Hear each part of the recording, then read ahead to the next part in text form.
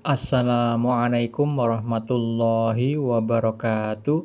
Alhamdulillahi rabbil alamin. Allahumma shalli ala sayyidina Muhammad wa ala ali sayyidina Muhammad. Malam ini saya bagikan lagi kisah mimpi yang berkaitan dengan keadaan spiritual. Mimpi yang dialami seorang hamba Allah di akhir zaman ini yang berguru kepada salah satu cicit dari almarhum Kiai Haji Hasan Sepuh Genggong yang terkenal kewaliannya. Anda yang belum mengetahui tentang Kiai Haji Hasan Sepuh Genggong bisa mencari datanya di Google, di YouTube. Banyak sekali karomah-karomah yang diceritakan mengenai beliau.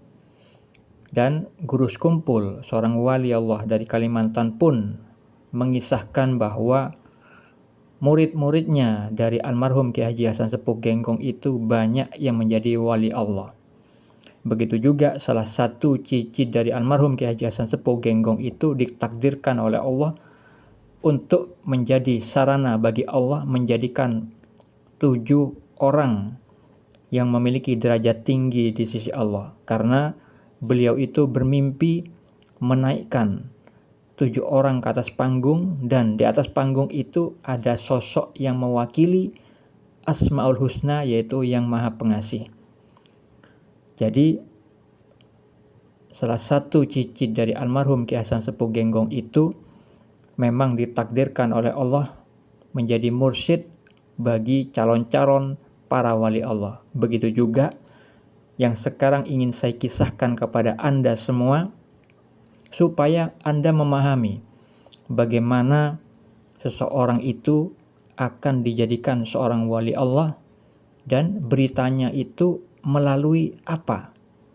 Nah, ini salah satu kisah nyata yang saya dapat dari lisan seorang wali mastur, wali yang tersembunyi. Tersembunyi maksudnya bukan orangnya, tetapi kondisi spiritualnya, makom kewaliannya tersembunyi bagi kebanyakan orang. Hanya orang-orang tertentu yang Allah kehendaki mengetahui beliau. Nah, sebut saja si Fulan namanya, bukan nama yang sebenarnya.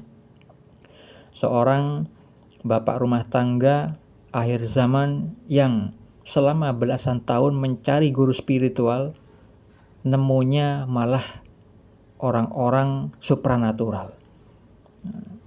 Akhirnya suami istri sama-sama ingin mencari guru spiritual, dan istrinya pun berdoa kepada Allah supaya menemukan orang yang mengalami apa yang mereka alami dan mengerti tentang apa yang terjadi kepada mereka, karena suami istri itu sama-sama bingung tentang keadaan spiritual yang dialaminya. Istrinya itu melihat cahaya-cahaya seperti kunang-kunang ya di sekitarnya, dan itu di dalam keadaan terjaga, tapi bingung apa itu maksudnya.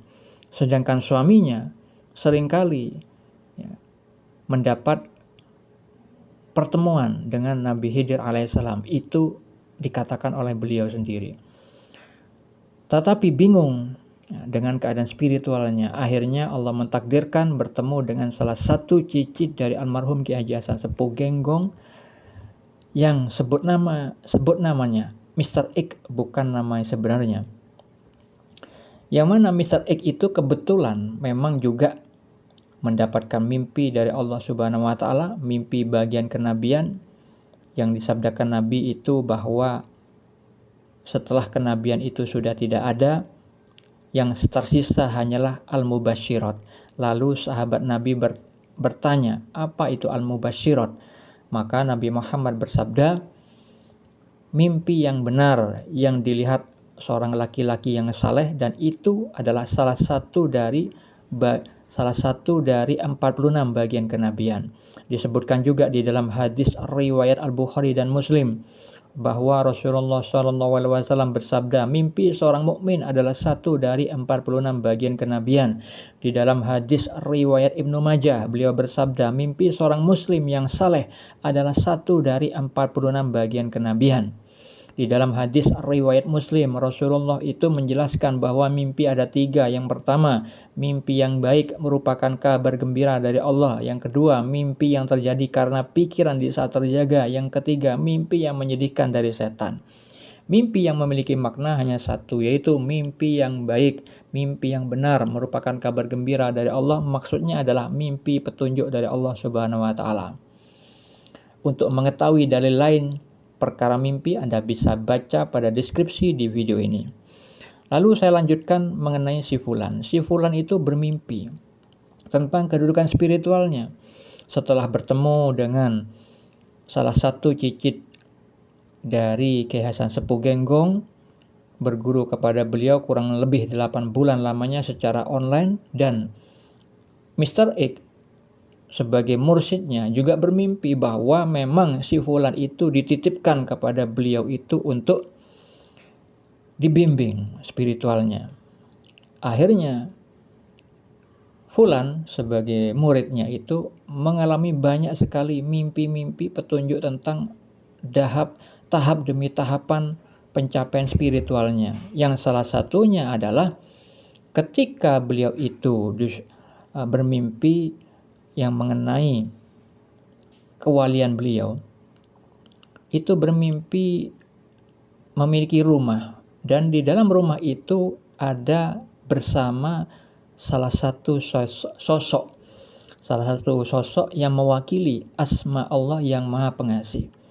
Jadi Allah itu tidak mungkin menampakkan zatnya, baik itu di dalam kehidupan nyata di muka bumi sekarang ini, karena Allah sudah berfirman di dalam Al-Quran bahwa dia tidak bisa dicapai dengan penglihatan mata, hanya dengan mata hati. Yang disabdakan Nabi tentang makom ihsan, ibadahnya seakan-akan melihat Tuhan. Nah, itu maksudnya adalah orang yang di makom ihsan itu para kekasih Allah yang sudah memiliki musyahadah atau samudera penyaksian mata hati, melihat asma-asma Allah, sifat-sifat Allah, dan perbuatan Allah di dalam segala sesuatu.